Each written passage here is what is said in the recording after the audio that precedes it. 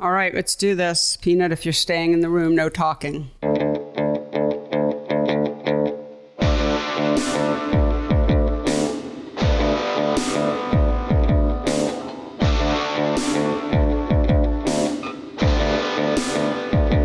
Hello and welcome to the PhotoWork podcast, the talky and touchy-feely version of my book, PhotoWork, 40 Photographers on Process and Practice. Hello everyone, I'm Sasha Wolf, recording from Center for Photography Woodstock in Kingston, CPW, back at my old home here, but this time it's a little bit more official. I did sign a contract and everything, and the PhotoWork Foundation has taken office space here at CPW, a natural fit, and we also have a recording studio, so we've spread our wings. It is consistency. It is amazing. I know. I don't have to find a closet. It's amazing to be here with my really close friends and colleagues at CPW. The foundation does a lot of work with CPW, and just huge thanks to the whole staff here. Everyone has made me feel so welcome, and it's just a joy to come in every day. And a particular shout out to Executive Director Brian Wallace, my good friend and colleague, who I have a regular lunch with, but now I get to just see every day or yell to him down the hall. It is really, really wonderful. And that guy chuckling in the background is my very good friend, my buddy, my plus one, Mr. Michael Chauvin Dalton. Hello, Michael. Hello there. Yes, just a little under the weather. If, I know that's coming through in my voice. Yes, you've been clobbered by winter. Between students and family. Yeah, you got taken down. I did. You I fought did. I held out as long as I could. Right, exactly. I did. But you're such a chipper and giggly sick person, so we appreciate that. Yes, I try to keep it going. I'm Absolutely. definitely crankier when I'm sick, but you are good-natured, my friend. Oh, you made the wonderful, generous offer of a little Jewish penicillin, and we're just a little too far away. I know. I wanted to bring you chicken soup. Yes. I make a good chicken soup. Oh. So, Michael, we have an amazing show today. Yes, we do. And before we get into it, I just want to make a quick announcement on behalf of CPW. On January 31st, they will open 3 new shows. Really incredible lineup. So they're opening an exhibition of the writer and photographer Ocean Vuong's work, and I've seen some of those prints, I have to say, and they're really exquisite. They are opening an exhibition of the late, great Nona Faustein's work, and that will be really moving and amazing. And then Kiana Mestrick's work will be in the 3rd exhibition space here, a wonderful artist. Yeah, so folks, Kingston, New York is approximately an hour and a half from New York City. I was just going to say the same thing. Give you an idea. So get your butts up here if you're That's right. In the tri-state area. And even if you're not, worth a visit. Come for a road trip. You can put together a road trip and come to the beautiful Hudson Valley and the Catskill region and hang out at CPW. And I think I'm going to pile a bunch of students in the family mover and bring them up there for this. Please. Yep. And I would love to meet your students. Oh, that would be a thrill. Yes. So I'm here every day now. So it's really wonderful. Anyway, let's move on to the show. Our guest today is Alejandro Cartagena, my old friend who I've known for so long. He used to come into the gallery, my first space down in Tribeca, and he's just one of the most delightful people, brilliant artist, but also such a big-hearted person and so filled with just incredible energy. We've had him on the show before, and we had him on for this episode on the occasion of a big retrospective that he's having at SF MOMA.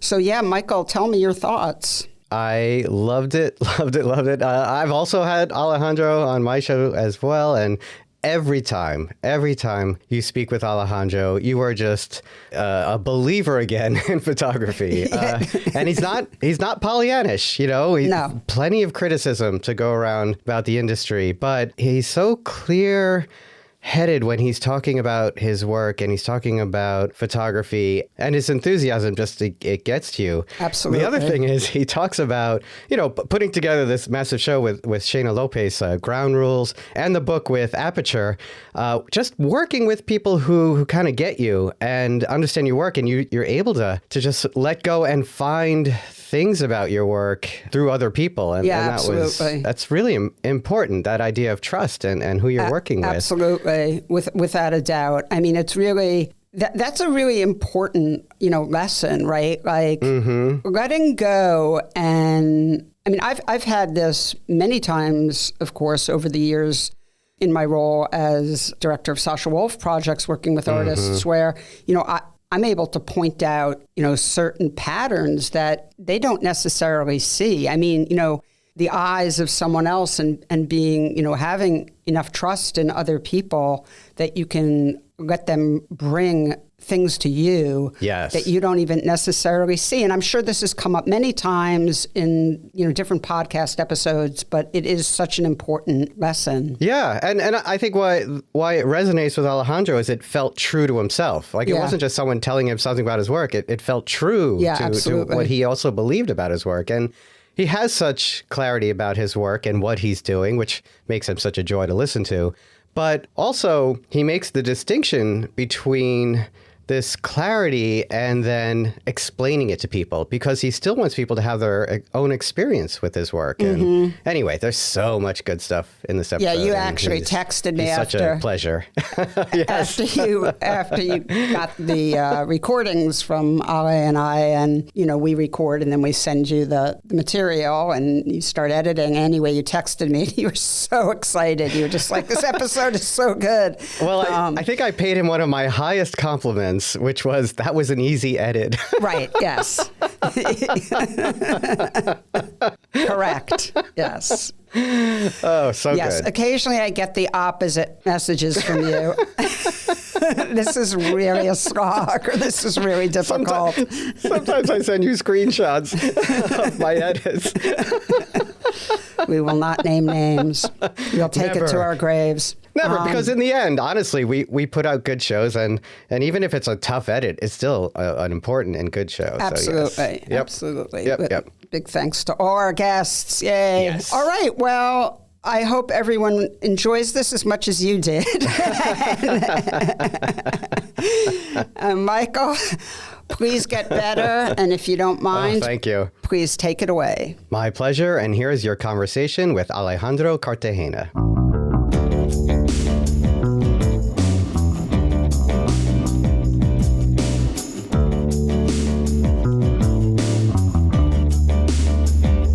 Alejandro Cartagena, welcome back to the PhotoWork podcast. It's so wonderful to get to talk with you today. You and I have known each other such a long time, and you were my 9th guest. So I thank you for coming on in 2020. Before there was real proof of concept and taking a chance on a podcast. And now I think you're guest number 102 or 103, return guest. And yeah, it's just wonderful. I mean, honestly, when I say these things in the beginning about how excited I am to talk to someone, I wonder if the people listening are like, is Sasha just being nice or whatever? But, you're one of my favorite people. And honestly, we haven't talked for a really long time. You've been insanely busy. I'm very busy. Our paths haven't crossed. We haven't been in the same physical space for a while. And so this is just so exciting. I'm just like, as an old friend, I'm just so thrilled to spend some time with you this morning and hear about all these really exciting things going on in your life. So that was a very long intro on my part, but and folks, if you want to hear sort of a longer version of Ale's sort of journey into photography, you can listen to episode 9, but I'm going to ask him to sort of just be a little more brief, because there's so many things that are going on now to get to. We're talking today on the occasion of a major retrospective of yours at the San Francisco Museum of Modern Art that was curated by our mutual friend, Shana Lopez, who I adore, and your new book with Aperture, Ground Rules, same name as the exhibition. Wonderful new book by Aperture. I've loved spending time with it. I love the format. I love the design. It's just such a user-friendly book, and it's been really nice having on my desk in front of me for the past few weeks. All right, Ali, your turn. Sure. Talk away. Thank you so much for the invite, Sasha, and always a pleasure to talk to you and catch up. And yeah, it's been a while. 2020, it was a different world, right? Yep. Things have changed twofold, and I don't know if we're in a better place, but we are where we are, and that's the life we have to live. Just a general outline of who I am: Alejandro Cartagena, born Dominican Republic. Have been living in Mexico for the past 30 years now. And I started in photography, I thought, late in my life at 27. I had already a whole life in the service industry. I worked in hotels, restaurants, and I had a degree in leisure management. And, I thought that was going to be my life in the service industry. And lo and behold, I got fed up with all of that. And I had always had this creative bug in me. And I ended up leaving that life and started working at a museum, at a photography center. I did a master's degree in visual studies and became a full-time artist around 2011, 2012. And I haven't looked back. And I've done a ton of work. I've published 27 books, had exhibitions all over the world. And I'm excited about photography as this thing that changed the world 200 years ago. And we're still in the consequences of looking at the world through a mechanical lens. And there are things that I'm interested in, that idea of how the world looks through this machine.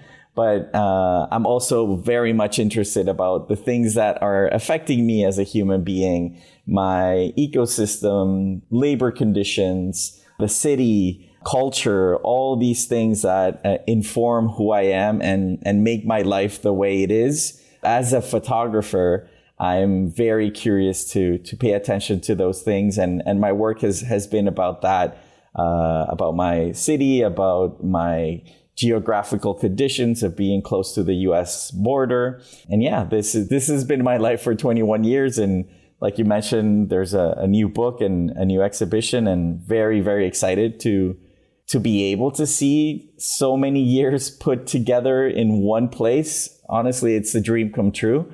As corny as that sounds, it's not corny reality. At all. Of course, absolutely. It's thrilling. Artists want to share their work, and yes. This is just phenomenal. So tell us about how, hard to know exactly where to start. I mean, the two things that are sort of circling in my head right now is wanting you to sort of describe your practice starting around 2011, which is, of course, when you started Carpoolers, which is, to this day, I think, your most famous body of work. And so how would you sort of think about your practice starting then to now? If we take it to now, it's going to get us into another bigger conversation that I think will take us away from my other question. So let's go in this order. Tell us how the exhibition came to be, because I think, people listening are like, wow, how do I get that? So, we love to go behind the scenes and sort of, part of the podcast is to make this ecosystem that we're all in as transparent as possible. So tell folks how it started and what the process was of working with the folks over at SF MOMA and at Aperture, et cetera. Sure. First off, I think that the path towards an exhibition of this scale and a book of the scale that Aperture just published, it has to do with a lifetime of experimentation and dedication and absolute obsession. And I say those words and instantly my mind is filled up with Martin Parr and his manifesto and his thoughtful and provocative propositions of, if you're not going to be obsessive, if you don't have anything to say, just go do something different. Martin was so incisive and passionate and showed us, how to be a contemporary photographer. And his work, I would never think that I would amount to the accomplishments that he achieved in his life, but definitely obsession has been something that brought me towards even the possibility of doing an exhibition of the scale that is right now at SF MoMA. That obsession manifests in several ways, many different subject matters, developing projects from idea to the book form or to an exhibition form, and the profound and repetitive explorations of themes, not only formal, but also conceptual, cultural, and historical. So what happened in 2020 actually was a studio visit from Shayna Lopez. She had just seen several of my works that were acquired for the museum, of my latest body of work. And she kind of prodded to see if there was something else of my work in the museum collection. And yes, there was. There had been like 2 or 3 other occasions the museum had acquired works from different bodies of work. And that kind of signaled to her that maybe there was something there to explore. And so she set up a studio visit on Zoom. It was during the pandemic, so it was mid 2020. We did that call with Aaron also, and I think Aaron O'Toole. O'Toole, yeah. And that was like 2-hour call or 2 or 3 hour call. Wow. And, I had no idea why she was calling or why she wanted a studio visit, to be honest. She didn't say. She just wanted to talk about my work. And I would say maybe a year later, she said, maybe there's a possibility to do an exhibition of yours at the museum. Maybe there's a possibility. and I was like, oh, wow. Like, I'm absolutely flattered at this idea. And so we started to talk a little bit more frequently. We did more interviews.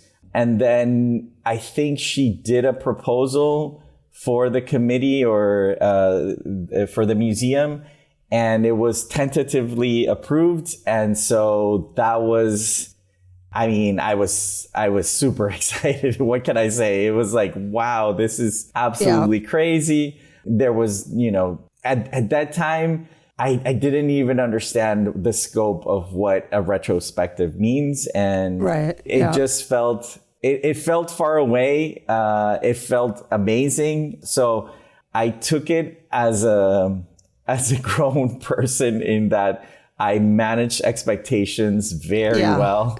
And everything, Smart. It was like, I was like, okay, I don't have a date. We don't have a date for it. It's a plan. It's an idea. And, but we're working towards it. And then it started to intensify. I needed to provide everything that I've done, then physical visits here to the studio, visits to the museum, on and on, that for 2 years. So 2021, 22. And by the end, I think of 22, Shayna basically said, we're going to do it. No date, but it was like, it's sometime going to in the happen. future. Yeah. It's going to happen. And that was like, okay, great. And then we started working on selection and more interviews and more selection, more interviews. And I think by the end of beginning of 24, I think we had already, or not we, but Shayna finally gave me like a proposal of this is what the exhibition would be like. And it was such an amazing moment because what she presented, and she won't let me lie, but it was like, who came up with this selection and this proposition? Like because we had so many conversations and selections, like, was that you or was that me? I really felt she got inside of my head. And, what a phenomenal feeling that must have been. Yeah. It was amazing. It was like, to be known. What a beautiful thing. Yes. To be known, to be seen, was, she understood what I had been doing for 20 years. And it's like, this is how you tell the story. Just like a, orchestra director, like they know exactly how to make those notes say the things that they need to say. And it was an amazing sensation. And then, it was just one or two refinements that we did. But it was honestly, it changed maybe 5-10% after the proposal that she did. And then that was 2024. All was technical. Like, where are these artworks? Some pieces were in some collector's collection. Some pieces were here in Monterrey. Some pieces were in Texas in a storage unit that I have there. And it was like putting all the pieces together, what work needed to be produced. And then I think late 2024, I had started like 2 or 3 different series, and those ended up being incorporated to the exhibition. I was going to ask you about that because you're so prolific. I was thinking I'm sure you're creating up until the day of. Yes. So by end of 2024, there were 5 different works that ended up as part of the museum. But all 2024 was very technical, putting together where things are going to be produced, checking sizes, papers, framing, everything, like every massive undertaking. Yeah. And once all that was coordinated, I would say February of 25, everything started to get in motion. So 2024 was pre-production, and 2025 was let's make things happen, and shipping things from different places, producing, doing test prints, going to see the prints at the print studio in San Francisco, seeing the physical frames and making sure that they were as we wanted them. And in 2024, also, I forgot, we started conceiving the idea of maybe doing a book. And that's when we approached Aperture, and they were, kind enough to immediately say yes. Yeah, sure. They're no dummies over there. Yeah. I've been trying to, publish something with them, and I've been in like 3 or 4 of the magazines. And so it was a really important moment for me for them to say that they would be interested in publishing the book. So that was also parallel. It was actually a lot more work with the book in 2024 with the designer and getting all the files together. I mean, we're talking about, for the exhibition itself, there's around 360 pieces, physical objects. And then for the book, I mean, I delivered above 1,000 files that were then edited by Ricardo Baez, the amazing Venezuelan designer. So that's the lead up to the start of building an exhibition and then doing a book. And, each one we can go into detail of the experience of the book itself and the design. That was a whole year of work. And Brendan at Aperture very thoughtfully understood, let's work way in advance. Yes. And that really helped everything. And it's a bilingual book, so that takes another layer of time and complications. And then for the exhibition, then there's the whole process of, okay, you planned all this, everything's produced, everything's at the museum. Now you need to be at the museum. And it was 3 weeks of putting everything on the walls and testing from the maquettes that we had done of the distribution to what does it actually feel like when you're there in front of the artworks and making decisions live on the floor. I mean, it's an incredible look. Thank you. It's wonderful to hear about sort of the real nitty-gritty that goes into something like this. It's amazing to be doing something of that scale in a physical space while also doing a book. I can't imagine. Yes. Probably didn't get a lot of sleep. I just want to say the book is so interesting. It is so hyper-designed and yet so unfussy. Yes. Which is I just love this combination. It's very you. It's really approachable. It's really playful. It's fun, but it's dense and, filled with information.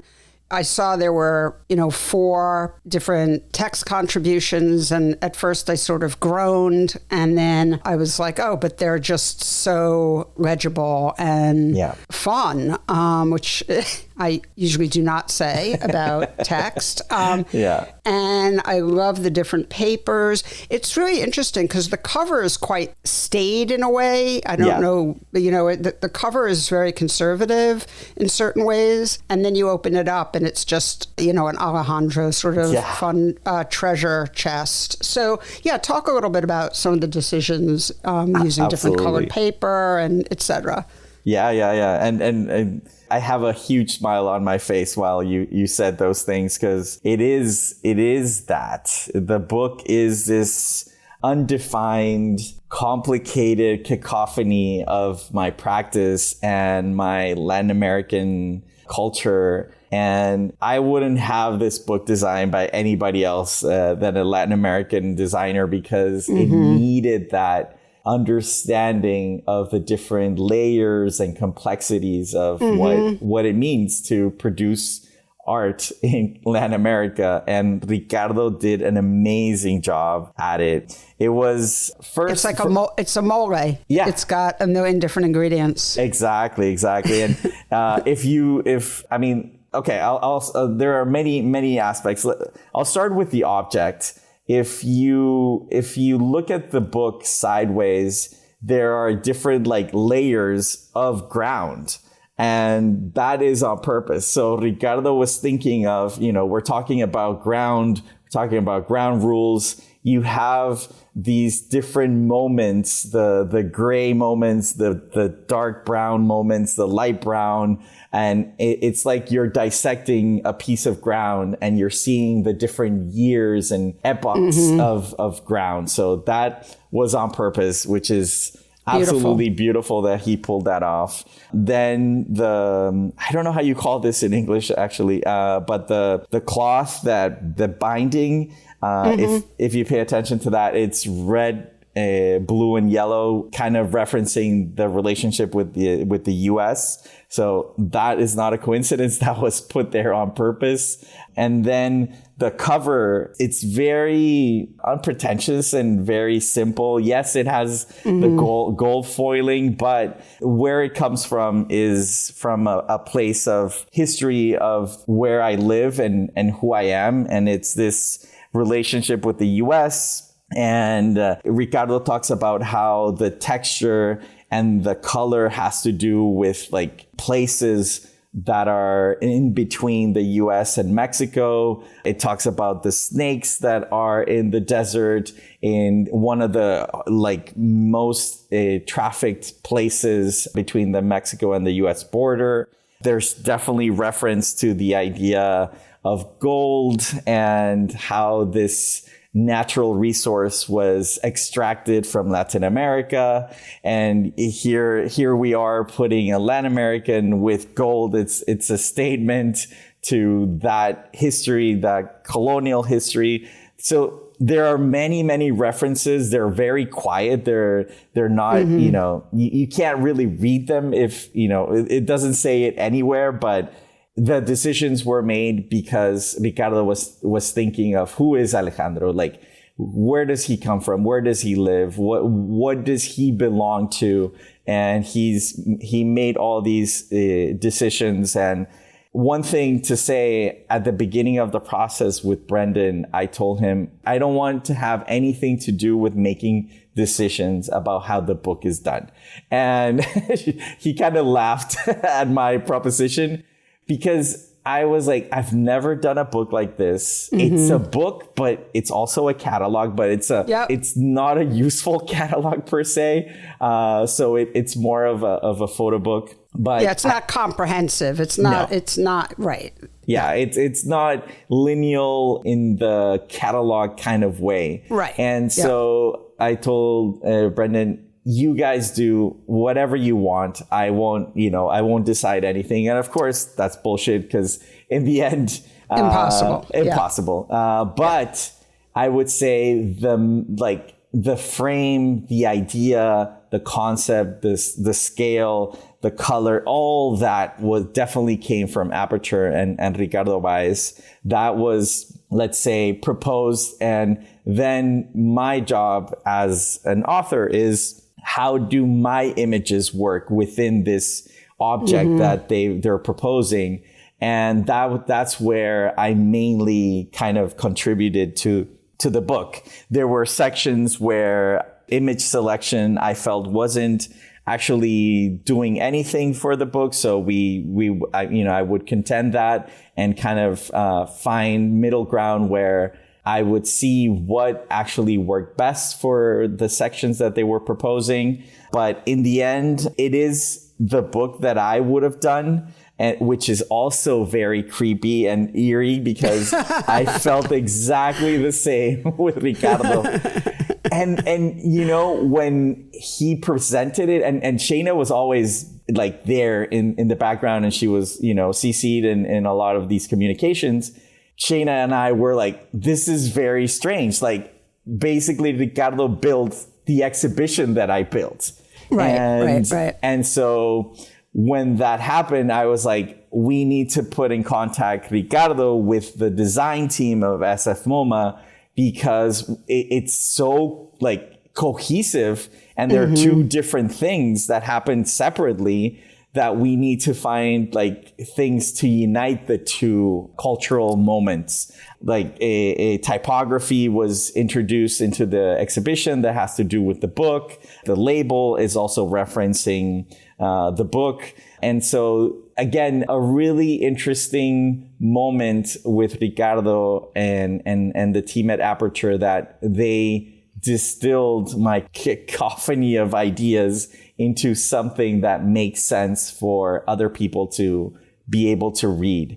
And one thing that I didn't mention, but Ricardo Baez, again, Venezuelan designer, I had a previous relationship with him in doing an exhibition in Caracas in 2021, where he acted more as a curator, and he put together an exhibition there in Caracas. So again, when Brendan asked, who I want to work with, there were 3 names on the table, and Ricardo, I was like, absolutely Ricardo. Right. He's already worked with me. We've had a bunch of interviews already, and I feel that he's going to really speed up and understand what I'm trying to say, or what I've been trying to say with my work. And then, of course, the selection of the texts and the writers, that was, I would say, Brendan was the proposer of most of the writers, or the ideas of what kinds of writers we should have. And then, I definitely had a few people in mind that I've worked with before, or that I have an affinity with. Horacio Fernandez from Spain. I mean, his contribution to the idea of the photo book and physical, the print of photography is outstanding. And I wanted to have his voice. And then Tatiana Bilbao, who's one of the most renowned architects of Mexico of the past 20 years. I had already had many conversations with her. So to have her also contribute was important for me. And then Brendan proposed Alvaro Enrique, who's an amazing writer. I just had an interview with him in New York. He's out of this world, so energetic, so poetic, and understanding of a Mexican culture, that his contribution and, his understanding of how my work has this subtle humor imbued in it, and how that humor relates to past humoristic representations of Mexican culture from way back from the colonial days, from the 1500s to today. That was like, I had never even thought of my practice in that. It's in such a span of years and the connection. So that was eye-opening and very refreshing to think of my work that way. And of course, a great conversation with Charlotte Kent, with whom I've had many conversations in the past. That was really, really cool to have her contribute an interview for the book. And of course, Shayna, who is the curator of the exhibition, does a beautiful contribution and explains where the name comes from, how my work has been in these different phases and changed, shifted, evolved, however you want to think about it over the years. Yeah, Shayna does a beautiful job, sort of the introduction to the book. Yeah. I really loved reading her essay.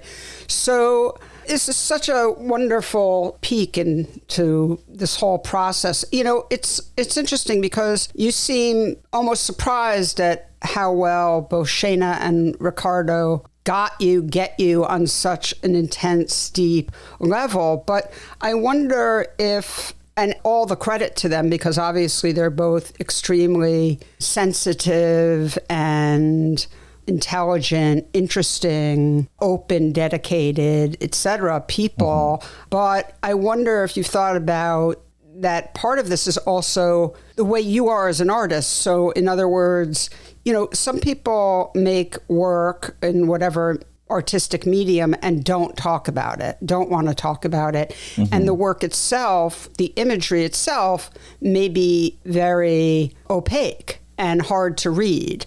And that's not you. You know, you have a very different practice, both in what you are presenting, and now all of your bodies of work are not created equal that way.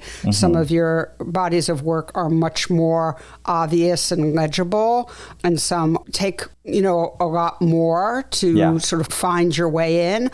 But you also are very open in talking about what you're doing. And I really love and admire that. I think your work is so powerful and effective that your descriptions of it do not interfere with my own experience of it. It's fine. I think a lot of artists are too concerned in that way. And so I also think, you know, if you've thought about the fact that you are very giving and open that way, and it really provides people who are working with you, and then of course viewers, audiences, a real opportunity to feel like they really understand what you're doing. Yeah, I mean, I guess you're right. And it was something that I grew into because of early experiences in not being able to express what I wanted to say.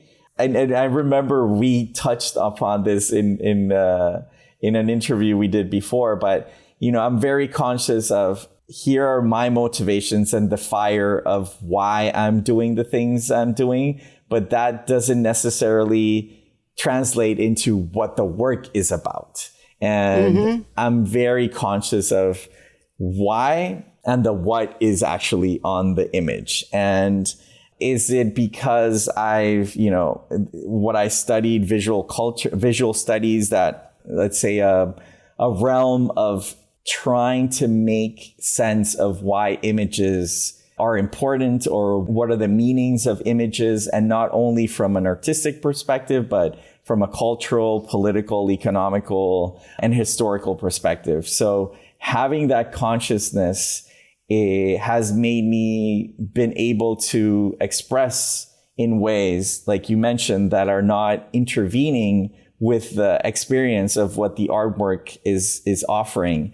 And I am a believer then that an artwork is in the eye of the beholder, but I'm also, I don't know, conscious of, we are in the 21st century, and there is a sort of responsibility of, why do we need to see these images today? And so I try to be as informed as I can in the why I am actually doing it. And I don't try to impose that on the artwork because, again, the image stands as the image, and I'm not going to be behind it whispering, I want you to read this or that from the image. I mean, that you can't control that. But again, there is a sense of responsibility of owning what one does as an artist, technically, conceptually, historically, formally, thematically. I mean, these are things that, as a painter, things don't happen on the canvas by coincidence. There are decisions that are being made.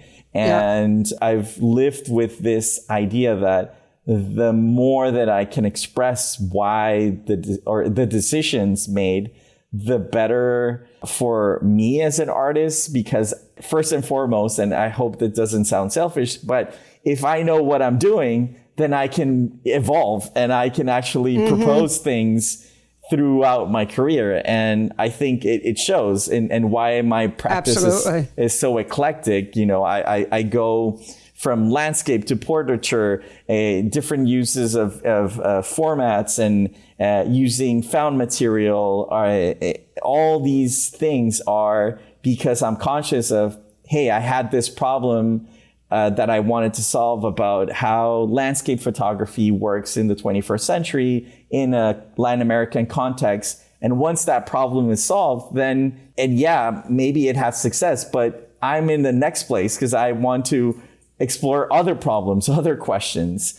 Well, this is called a rigorous practice, and it's what, separates, I think, good art from great art. And it's a longer conversation, but I think you sort of just summed it up really beautifully. I want to talk about all of your work to me has been extremely emotional, very moving, very poetic, quite formal, highly aestheticized in most respects.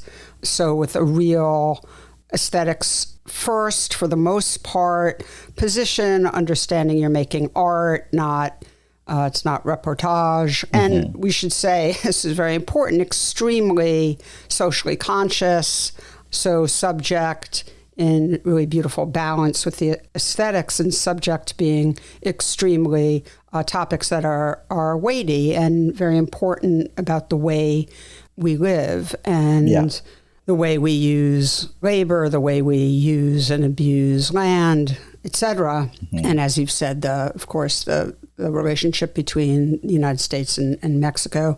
You've gotten very involved in NFTs and now AI. I want to put NFTs to the side. I think we may have talked about that last time, but even if we didn't, I want to put it aside anyway. I want to talk about AI a bit because I think, you and I may go off in different directions here, but I loved, so you and Charlotte Kent really cover this in your discussion at the back of the book, and it's a phenomenal conversation. I was just totally riveted. I want to just read something that you said. Why is photography important today? It's not about poetics of capturing a moment. Maybe it's about witnessing. If you think of somebody like Fred Richin, who talked a lot about citizen journalism in his book, Bending the Frame, and his advocacy for captions, and maybe including the before and after images to better situate the main image, he was hinting at photography's weak points.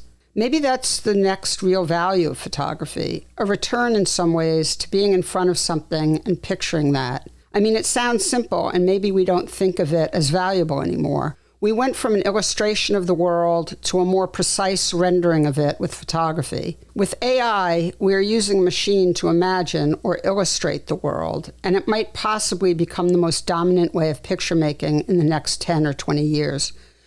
I could read a lot more quotes. You said it was hard to choose which one to use to sort of get into this subject, but you're very excited about AI, and I want you to explain that, because I'm not.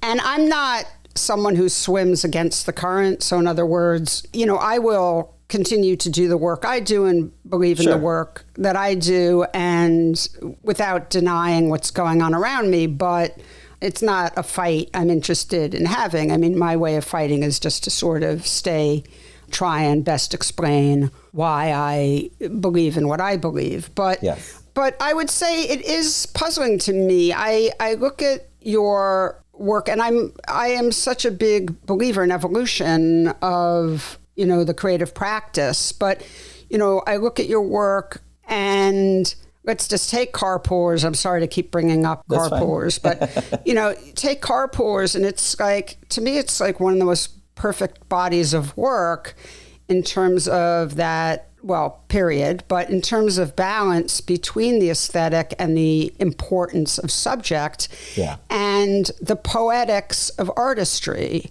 So, you photographed, why don't you tell people what the project is, and then I'll get to my question. Sure. So I had just finished photographing for 4 or 5 years how the suburbs had proliferated around the metropolitan area of Monterrey here in northern Mexico, but it was actually something that was happening all over the country. And there were things that I was experiencing and experiencing in terms of visually looking at things and seeing in these suburbs. And one of the main things that was latent and present was the transportation problem, that building in such a fast pace these suburbs was going to cause on the city and on people. So it took me, I finished 2009, and then it was until 2011 that this body of work came to be or started.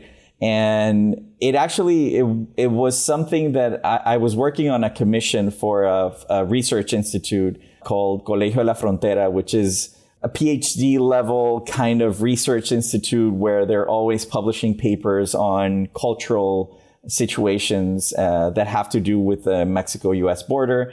And this book that they were producing was about how people use cars in northern Mexico. And there were 11 papers. I read through all of them, and I was kind of producing these illustrations for the ideas of the paper. But in one of the papers, one of the things that was talked about a lot was traffic, and how does traffic inform the human body, the physical body? How does the container, the car itself, mold the body? And it was a really interesting conceptual approach to thinking of the relationship between cars and the human body. Long story short, I was taking pictures from high vantage points and picturing like really high, dense traffic moments in the city.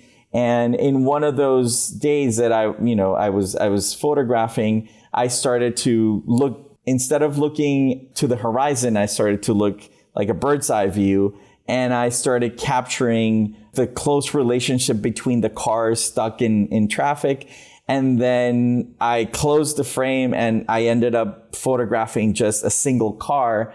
And in one of those sessions, I captured what is now Carpoolers #1, the first picture that I took of somebody riding in the back of these trucks. And that was an aha moment of, oh my God, this is an amazing image. I don't really understand what it is at that time. It was my first project that my first time doing work with a digital camera. I had only used like a medium format and large format cameras at that time.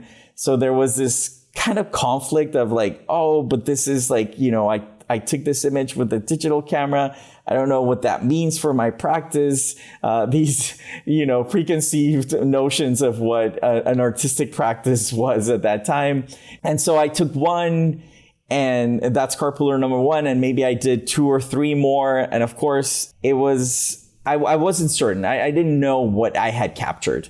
And also to put a little bit of context around that, I had just finished my master's degree. I had quit my job teaching at the university. I quit my job at the museum. I had nothing. This is when I started my art practice, basically. I quit everything and I said, this is what I'm going to do. But to do that, you also, it's a very challenging emotional moment. I was depressed. I was not doing anything, staying in bed 3-4 in the afternoon. My wife at that time, Christina, was like, you should do something. And I was like, I just don't feel like it. And the commission was actually what got me out of bed and started to like photograph again. And it was a difficult moment also for the country as a whole, but especially for Monterrey. We were in the middle of the drug war. Civilians were being murdered. People were being hanged from bridges. I mean, it was brutal. It was a brutal moment. Unofficial curfews printed on newspapers by the drug cartels of people don't go out at night. I mean, it was a horrendous moment for the city. Mm-hmm. We had a mass murder of 50 people inside of a casino because the casino didn't want to pay the bribe to the cartel. So they burnt everybody inside. I mean, it was horrendous. Mm-hmm. And that's the moment when I started this project.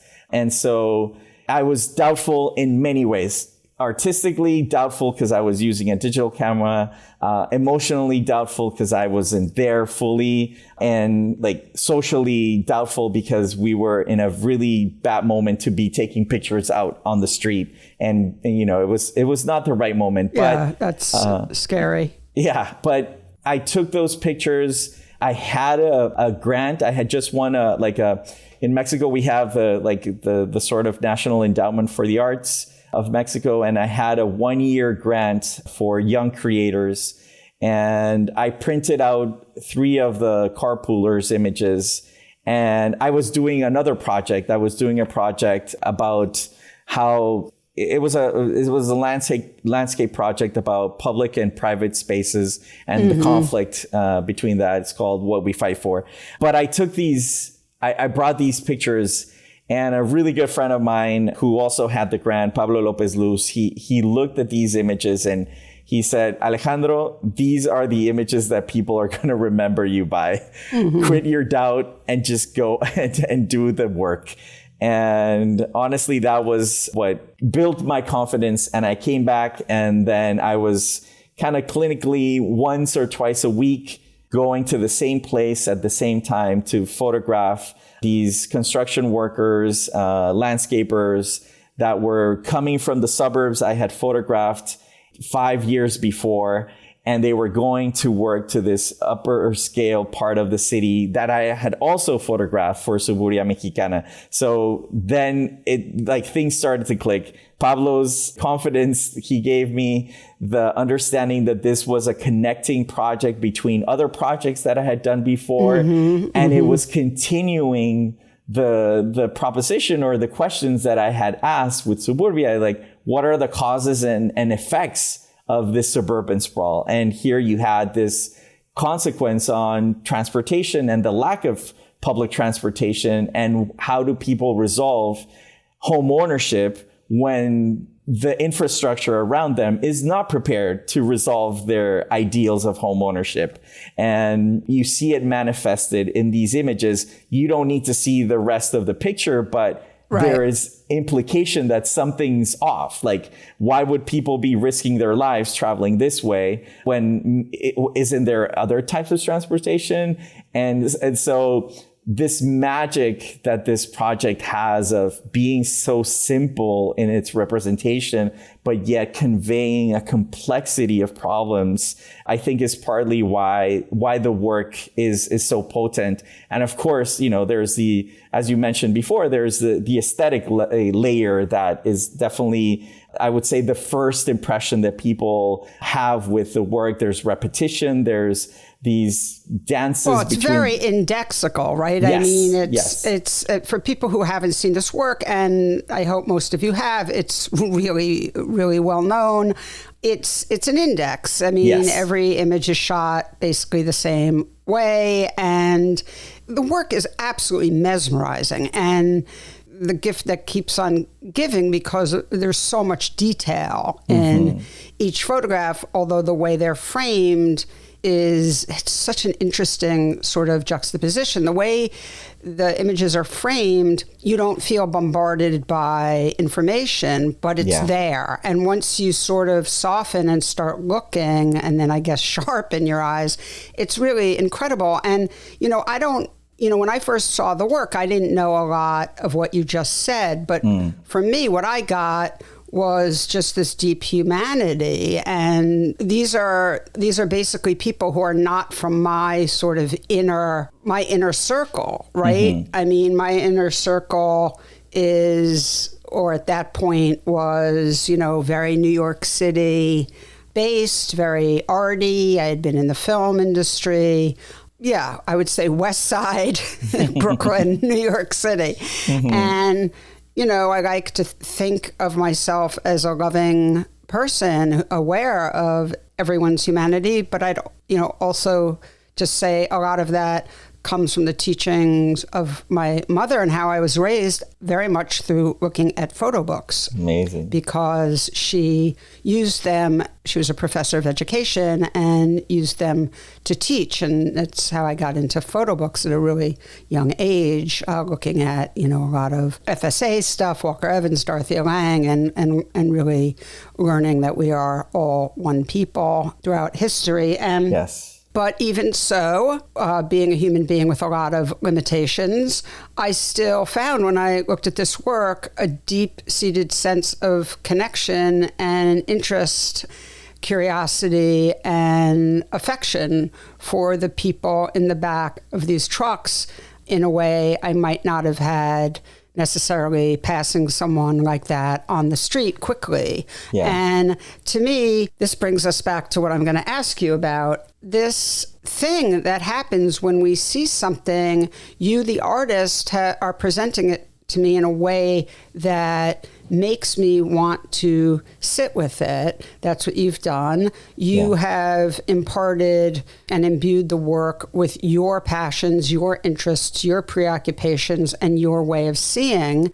I then receive that and I learn about something that I know is happening for real in the world. And that part of it to me is important.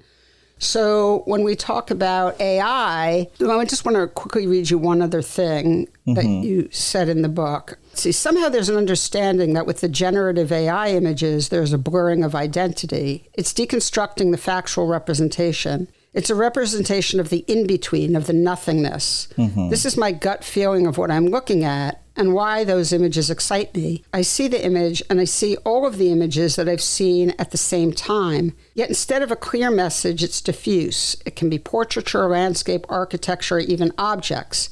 AI tends to blend things in a way we have not encountered before. Even when AI seems precise or photorealistic, it does not carry the burden of factual representation. That's the part where I'm like, but I want that burden. That I love that burden. Like that's what's taught me so much about the world. Don't take that burden from me. No, and I got chills listening to myself through your voice. This is what's exciting, and it might sound weird. I know it has to sound weird, but I am very excited for photography because of AI. I'm very excited because it is creating a crisis of what does photography mean? What has photography meant for us as a culture in 200 years? Be honest with me, photography is still not understood. It's still not understood to today. People don't understand the importance of how an image is created. There is an illiteracy of how a photograph works. No, I couldn't agree more. And we can, I should have you back on. We can talk about this. This is, because, we're sort of running out of time, but this is a huge topic, obviously. And I really agree with what you just said. Yeah. And it's something that as an artist's rep, an art dealer, the executive director of a photography foundation, this is something I think about all the time. And I've had people yell at me and say, well, isn't it, I'm not kidding. I have had people say to me on many occasions, isn't it your job to teach people how to read? Let's just be honest and say we're talking about fine art photography here, just to narrow it down. And my answer is impossible. I love lecturing and talking about looking at photographs. And I'd be happy if you want to give me a platform. I'm happy to do that, but it's impossible because people aren't interested. The average person off the street is not going to give me their time to do that. So I agree that is a huge issue, as it is with all the arts, that in a way we're sort of just talking to each other, right? At the end of the day, there is a way in which mostly we're talking to each other. But the good news is, and by each other, I mean other people in the photo community. But the good news is the photo community is huge. And I don't know, I'm not sure where that lands us, to be honest. Yeah. But so keep going. I'm interrupting. And I think even more passionate about photography today as I am simultaneously excited about what this whole AI thing is. And, I'm going to say two things. One, I am a visual thinker and I have a responsibility to be tinkering with these AI things. Well, that's who you are. I agree. Yeah. I need to be there because whatever it is, it's affecting me as a human being, and it's affecting art, and it's affecting our visual understanding of the world we live in. And that is something that I cannot just say, oh, fuck AI. Like I'm not, I can't do that. Well, you can't, because I mean, if anyone who was going to go down this path, like when I realized you were going down the path, I was like, well, of course it's all like, I mean, it makes so much sense if you know you, but okay. So number two, and then number two is maybe, and hear me out with this argument. Maybe this is something in disguise that it's going to finally give photography its place, because we're getting, I go deep into the conversations and the discussions that are online, and we're getting a group of people who are finally understanding the importance of photography and are advocating for this medium that we both love in ways that we couldn't have anticipated without the crisis of the reel that we're having because of AI. And that is encouraging. We need this crisis so that people maybe finally go over the board and understand the importance of photographic representation and what it means for art, what it means for us as a culture, and what it means for visual understanding of the world we live in. So it's a kind of like a very complicated road to get there, but I mean, what else are we to do? I mean, we have 200 years of history of photography, and yet we are still scolded as just pressing a button and not doing anything as artists, as photographic artists. Like, what are we to do to make people understand how important photography is in the last 200 years of contemporary art and modern art and historical art? I mean, it's the thing that changed the world. I mean, Jesus, it's so freaking important. So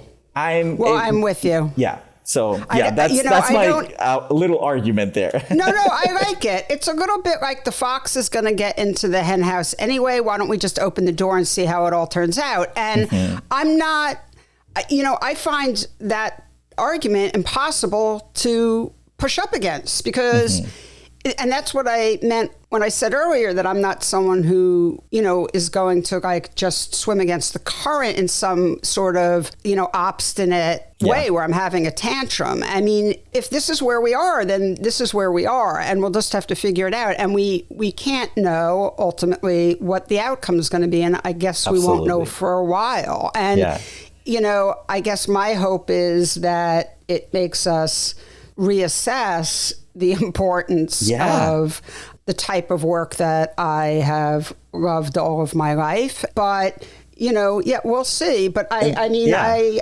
agree that it's where we are. And, someone like you is going to want to get in there and, lift up the hood and see what's going on. And we need more thinkers, people that are conscious of how photography changed the world to talk about how this new medium is going to change the world again, because it's a visual medium. It's something that is producing images. It has a shared history of the idea of the de-skilling, because that was photography's problem at the beginning. You know, think about Baudelaire. He was like completely against photography because of the de-skilling of the artistic practice. And here we have a new tool that doesn't even require a skill. It just needs natural language to produce images, which is a completely complicated thing to think about when one thinks of art as a sort of labor that requires a talent, and then you have a manifestation of an art practice.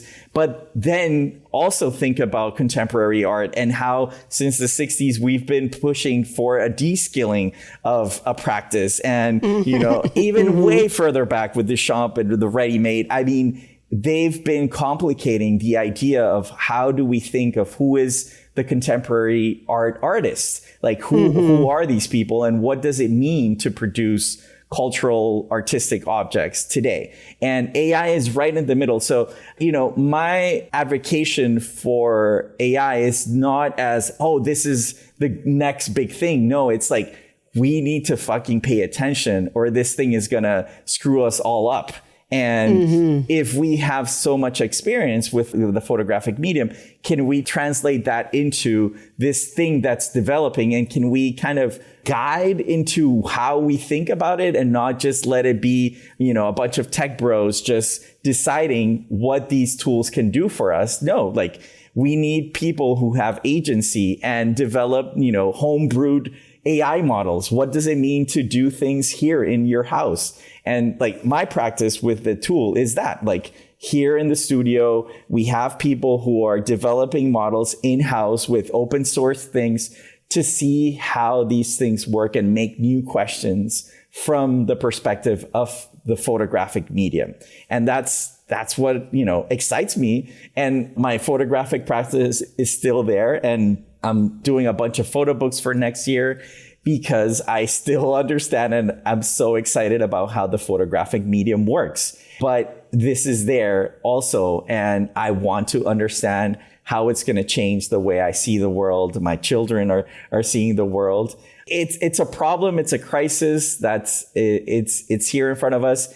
And I think the best equipped group of people are the photographers and the photo community to talk about that medium. Instead of just brushing it to the side, we actually should be more people embracing it, to be critical about it, to experiment with it and see what is it, and not just let it be and not contribute to the understanding of this new thing that is in front of us right now. Well, it sounds very you. Really, because I think that, I in many ways agree with everything you're saying. It's like, if this is going to be, then let's have the people who have devoted their life to understanding visual language, photographic language, you know, sort of be at the forefront of it. And of course, that's you. And well, I'm going to be more open-minded, and we. and I actually one last thing, and we also need the tantrums. Like we also need the pushback. All right. Absolutely. Like I see that also as a symptom of we're worried, we care, and we want things to be better, not go into a slop nation. Like. I understand the tantrums, and I think we also need that counter balance. Not everything is rose and pretty. There's a lot of like bad things that happen with AI, but one can argue a lot of bad things have happened with photography. We've gone to war because of supposed photographs. I mean, the world has had many difficult moments because of photographic representation. So I would say, again, let's face it forward. And again, I think we are, of all the arts, the best equipped to think of what are these digital push a button kind of images. We've been there. We've gone through the process. Absolutely. That's for sure. Absolutely. The photography community, always in turmoil, always in crisis. Yes. How many times has photography died? So many. Oh my gosh.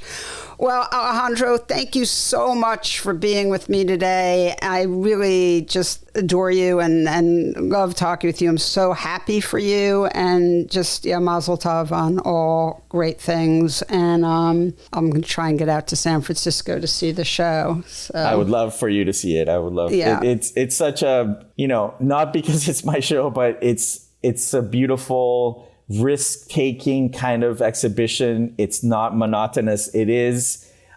When I got to the museum and things started to hang on the wall, I told Shayna, this is risky. Like, the things that you propose to have, this is not the typical retrospective where everything is monotonous and you have the bangers on the wall, the best ofs. No, this is actually, you have proposed a dialogue about what photography is in the 21st century from the perspective of this weird Mexican kid. And I'm really thankful for her and the whole team that they didn't go the monotonous, simple way, and they made it complicated, which is beautiful. Very appreciative. That's wonderful. And how long is it up? It'll be up until April of this year. And from there, it goes to Madrid, to the MAPFRE Foundation Museum in Madrid. So if you don't get to see it, in SF, Madrid.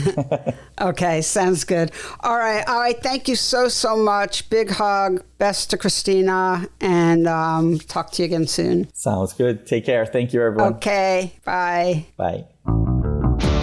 PhotoWork with Sasha Wolf is a production of the PhotoWork Foundation.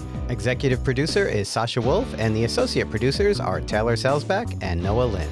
The show is also produced and edited by me, Michael Chauvin-Dalton of Real Photo Show. Music is by J. Walter Hawks. If you like the show and wish to find out more about the Foundation, please visit photowork.foundation and be sure to subscribe and review with all the stars on your listening platform.